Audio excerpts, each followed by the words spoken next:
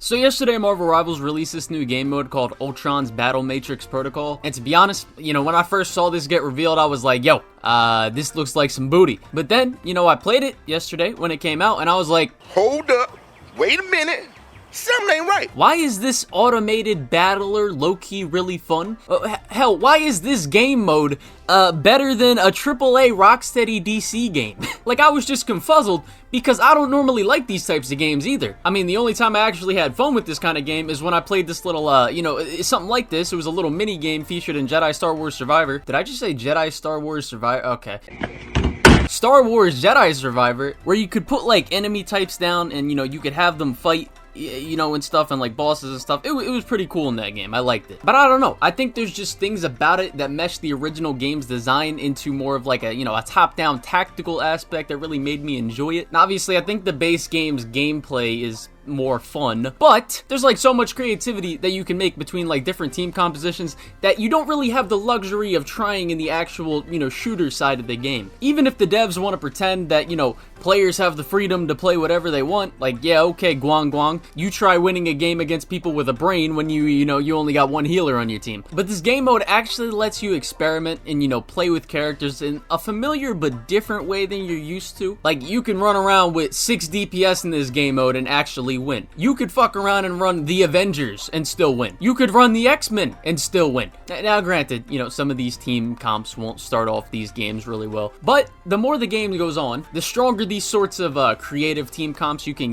become. Because it also mixes in some like roguelite elements where after every round you get upgrades to your characters and you can choose which path you want to go down. So like if your team is more DPS focused, then pick the DPS upgrades. If you're running like a 2-2-2 comp with 2 tanks, 2 supports, 2 DPS, then pick the purple upgrades that are more beneficial to varied team comps, and so on and so forth. And there's some really broken upgrade paths in this shit that you can get. Like there's this upgrade path that I got with Hela, and this bitch basically had her daggers turned into an automatic gun that shot out 4 daggers at a time, spread into different directions. And she got her ultimate in like 2 seconds. And I also had an upgrade that made it so if a character uses their ult, it might not use any ult energy, so once their ult is over, they can then use their ult immediately again. Like, there's some crazy shit you can get. But like, I was playing a game yesterday, and this guy was running 6 DPS, like, in my lobby. And he was getting rolled by everybody. But later down the line, he got enough upgrades, and bro just started straight up bodying everybody in that lobby. Like, I was running a 2-2-2 comp. I forget, like, what exactly I was running. I think I had, like a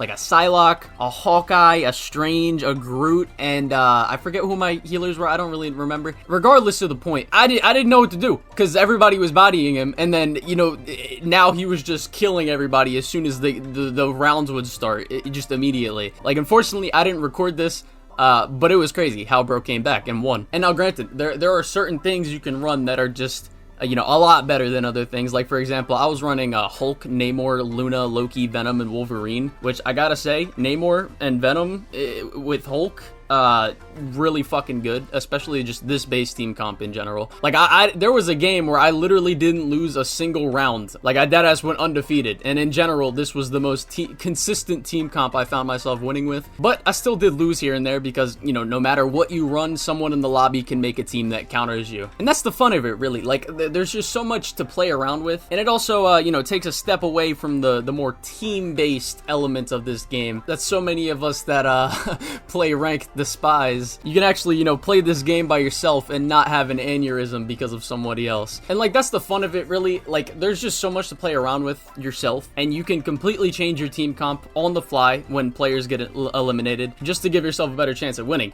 Whereas, if you play ranked in the main game, you could be playing against Dive, and despite there being a million different counters to that team comp, people are just like, nah, I'm gonna keep running what I'm running. Like, alright, bro, thank you. But like in this, you got a team with divers. Okay, run some dive comp counters. Get you a Mr. Fantastic, a Thing, a Namor, a Hulk. You got a person running 6 tanks, 4 tanks, 2 supports. Okay, run Iron Fist, run Wolverine, Moon Knight, Squirrel Girl. Like, there's so many options for counterplay.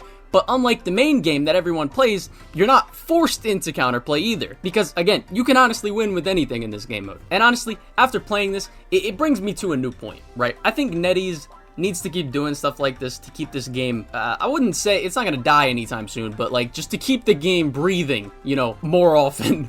I guess I don't really know how to describe it, just to keep it pumping. Like if they release new game modes almost as often as they do new heroes, it will be a long time before this game dies, I think. Like if you think about it for a second, right, when a new character comes out, you know, people who just don't play the game that much, they might hop on, play with the new character for maybe a week or a few days and then get off again. But with a new game mode that makes the game feel really different from the base gameplay experience, I think that gives people more of a reason to want to keep playing. Like you look at like Fortnite or Roblox, for example, those are games that are fucking years old at this point, especially Roblox, and those games have hundreds of thousands and millions of players that still play solely because there's so many different things to do gameplay wise. There's so many different game modes per se. Like they're not necessarily, maybe you could call them game modes, but they're games within the game, like, you know, Fortnite creative maps. And honestly, I wouldn't be opposed if they come out with new game modes and they made like ranked systems solely for those game modes. Like if they made a ranked, I mean there already is a ranked, there's like a leaderboard for this new game mode, but if they made it similar to how the ranked is in you know, the base game, and they put it into each different game mode, I think a lot of people would like that. I think I would like that. But yeah, I mean overall, I just wanted to talk about this new game mode because I spent the whole day basically playing it yesterday because I was having a lot of fun with it, and I think NetEase needs to keep doing this kind of thing. But yeah, if you've played it, let me know what you think of it, and if you haven't played it, then maybe you haven't played it because you think it's not for you. Just give it a shot. Maybe you'll find yourself enjoying it, and you know, you'll probably keep playing if you do, because like mind you, I was in the same boat. I thought that shit was gonna be but you know, I enjoyed it, and here we are. But yeah, I thank you all for watching, and yeah.